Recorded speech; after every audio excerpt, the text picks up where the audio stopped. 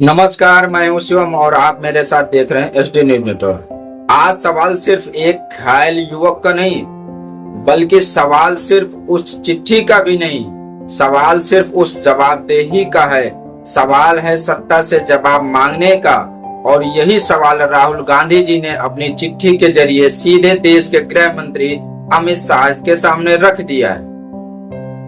राहुल गांधी जी ने अपनी चिट्ठी में साफ साफ लिखा है कि दिल्ली में सुरक्षा बल था जो केंद्रीय मंत्री अमित शाह को जवाब देते हैं। उनसे सवाल न पूछा जाए तो आखिर किससे पूछा जाना चाहिए? यही लाइन जिसने पूरे राजनीतिक माहौल को गर्म कर दिया है। राहुल गांधी जी का तर्क है कि दिल्ली में कानून व्यवस्था की जिम्मेदारी जिन एजेंसियों के पास है उनसे दिल्ली पुलिस और रैपिड एक्शन फोर्स भी शामिल है। इन एजेंसियों की जवाबदेही आखिर केंद्रीय मंत्री गृह मंत्रालय तक जाती है। तो ऐसे में अगर किसी प्रदर्शन के दौरान किसी युवक की आंख चली जाती है तो सवाल उठना स्वाभाविक है कि जिम्मेदारी किसकी है? क्या आदेश के ऊपर से आया था या फिर किसी अधिकारी के अपने स्तर पर कार्रवाई की? राहुल गांधी जी का कहना है कि जब जवाब किसी का नहीं, किसी को तो देना ही होगा।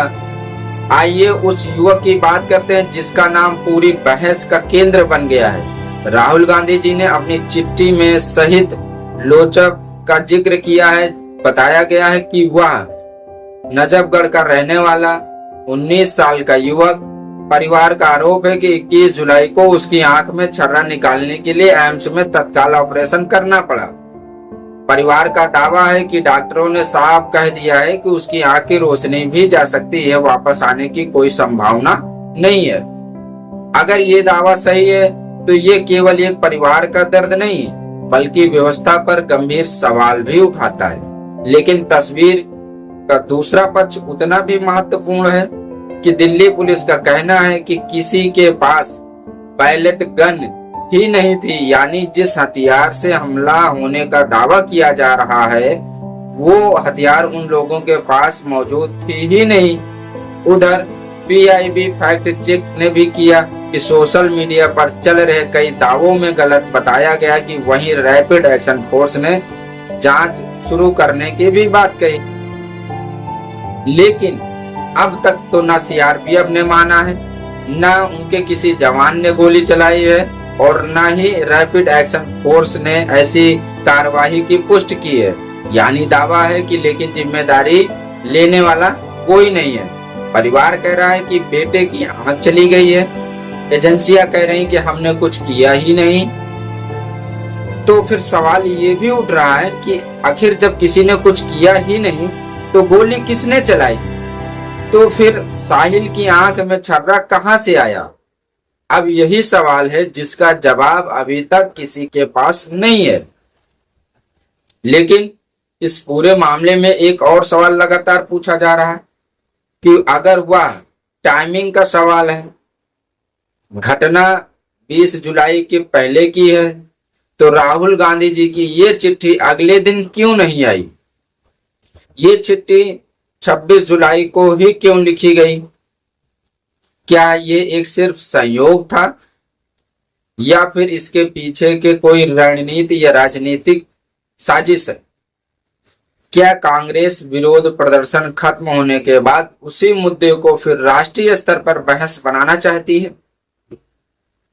क्या प्रदर्शन के दौरान हुए कथित लाठीचार्ज का बल का प्रयोग नया राजनीतिक हथियार बनाया जा रहा है?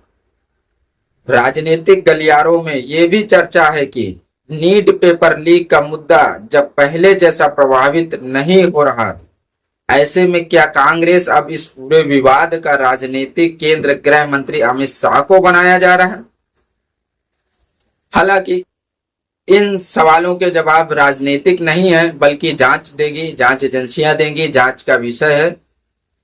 यह भी जानना ही उतना जरूरी है। किसी भी निष्कर्ष पर पहुंचने से पहले सभी पक्षों की बात भी सुनी जानी चाहिए। अगर किसी युवक सुरक्षा बल की गलती से तो जिम्मेदारी भी तय होनी चाहिए। अगर ऐसा आरोप लगता है तो वह भी साफ साफ सामने आना चाहिए। क्योंकि लोकतंत्र में सबसे बड़ा हथियार ना सत्ता ना विपक्ष, सबसे बड़ा हथियार होता है सच। फिलहाल इस पूरे मामले में जांच जारी है। सभी पक्ष ने अपने अपने दावे कर रहे हैं, दावे रख रहे हैं। आधिकारिक तथ्यों के सामने आने के बाद ही निकाला जा सकेगा कि क्या हकीकत है और क्या सच है। आप इस पूरे मामले को किस नजरिए से देखते हैं? वह क्या न्याय की लड़ाई है या फिर राजनीति की नई पटकथा है? अपनी राय हमें कमेंट सेक्शन में जरूर बताइएगा।